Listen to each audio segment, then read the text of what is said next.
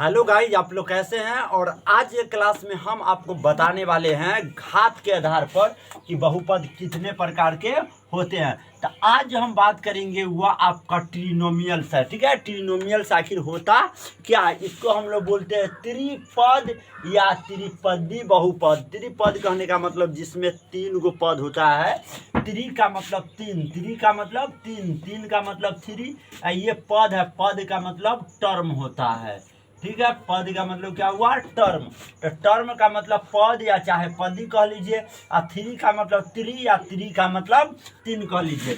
आइए इसके परिभाषा के बारे में बात करते हैं। जिस बहुपद में, बहुपद तो जानते हैं, जिस बहुपद का व्यापक रूप ना a0 x पर पावर n, a1 x पर पावर n-1, ठीक है, प्लस में a2 x पर पावर n-2, इस प्रकार के नेक्स्ट भी हो तो हम लोग कहेंगे तो ये बहुपद का व्यापक फॉर्म है, जनरल फॉर्म है। ठीक है, में केवल कितना पद होना चाहिए, तीन पद होना चाहिए। जिस बहुपद में तीन पद हो जाए उसे हम लोग त्रिपदी बहुपद या त्रिपद बहुपद कहते हैं। आइए एग्जाम्पल से पता लगाते हैं। जैसे जोड़ घटाव के बगल में, घटाव जोड़ के बगल में जो पद होते हैं हम लोग उसी को पद के रूप में गिना जाता है। जैसे कि आप देखिए, जेड पर पावर एगो पद, 3z एगो पद, 9/11 एगो पद, एगो घटाव के बगल में है और एक जोड़ के बगल में है। तो घटाव या जोड़ के बगल में लिखा हुआ बीजगणित को या चाहे अचर को या चाहे चर को, कहने का मतलब ये हुआ, कहने का मतलब या तो चर संख्या हो सकता है, कोई ABCD वाला लेटर हो सकता है, ठीक है, या कोई अचर संख्या होगा मतलब कि गिनती वाला संख्या होगा, या एगो चर और एगो अचर मतलब गिनती वाला भी और ABCD के मिलल संख्या भी होगा, जिसको हम लोग बोलते हैं बीज गणित।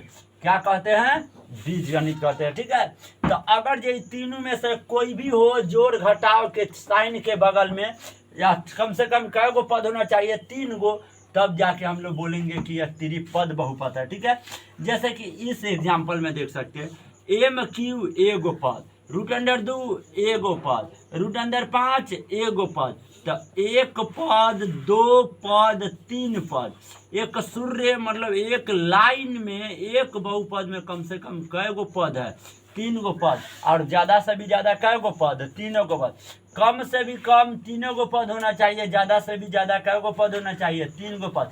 अगर ये चार गो पद हो जाएगा तो चतुर्थ पदी बहुपद हो जाएगा।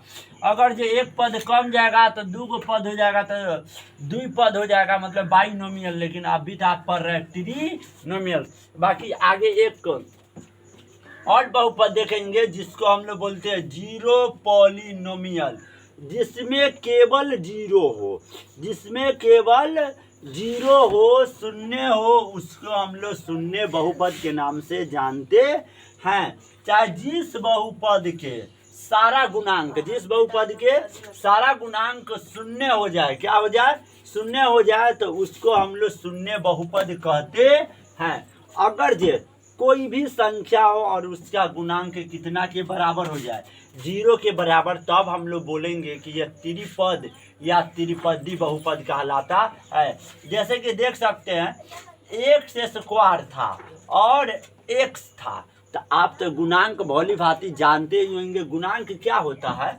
जैसे कि आपके पास ये एक्स स्क्वायर है, ठीक है, और इसके बगल में कोई क्या हो, गुन्ना हो, और इसके बगल में जीरो हो, तो गुन्ना के बगल में जो अंक होगा वही क्या कहलाएगा, गुणांक।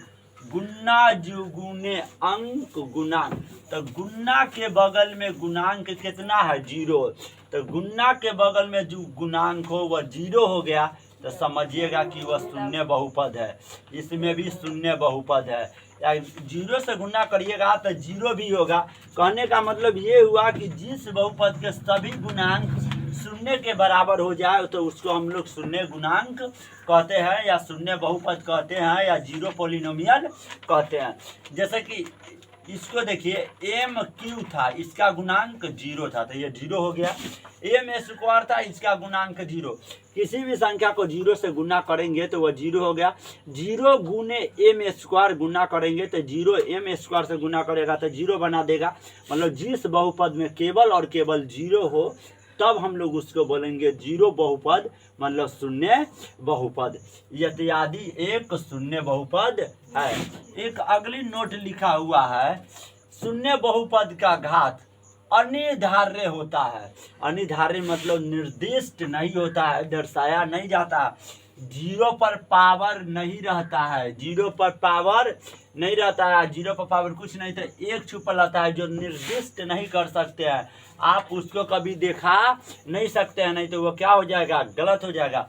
आगे बहुपद में प्रयुक्त होने वाले, यूज होने वाले चर के आधार पर, घातांक के बेस पर, घातांक के आधार पर बहुपद का वर्गीकरण 3 आधार पर किया जाता है। बहुपद का क्लासिफिकेशन, पोलिनोमियल का क्लासिफिकेशन निम्नलिखित अंकित है, मतलब नीचे अंकित है। पहला है रैखिक बहुपद। जिस बहुपद का घात 1 होता है उसको लीनियर पोलिनोमियल कहते हैं, लीनियर पोलिनोमियल कहते हैं। जिस बहुपद का घात 2 होता है उसे द्विघातीय बहुपद, क्वाड्रेटिक पोलिनोमियल कहते हैं, क्वाड्रेटिक पोलिनोमियल कहते हैं। जिस बहुपद का घात 3 होता है उसे त्रिघातीय बहुपद, दैट मीन्स क्यूबिक पोलिनोमियल्स कहते हैं, क्यूबिक पोलिनोमियल्स कहते हैं।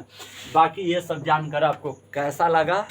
इसी के साथ चर के घात के बेस पर रैखिक बहुपद को, द्विघातीय बहुपद को, त्रिघातीय बहुपद, दैट मीन्स लीनियर पोलिनोमियल के बारे में, क्वाड्रेटिक पोलिनोमियल के बारे में, और थर्ड आपका बच गया क्यूबिक पोलिनोमियल के बारे में। हम लोग नेक्स्ट क्लास के बारे में बात करते हैं।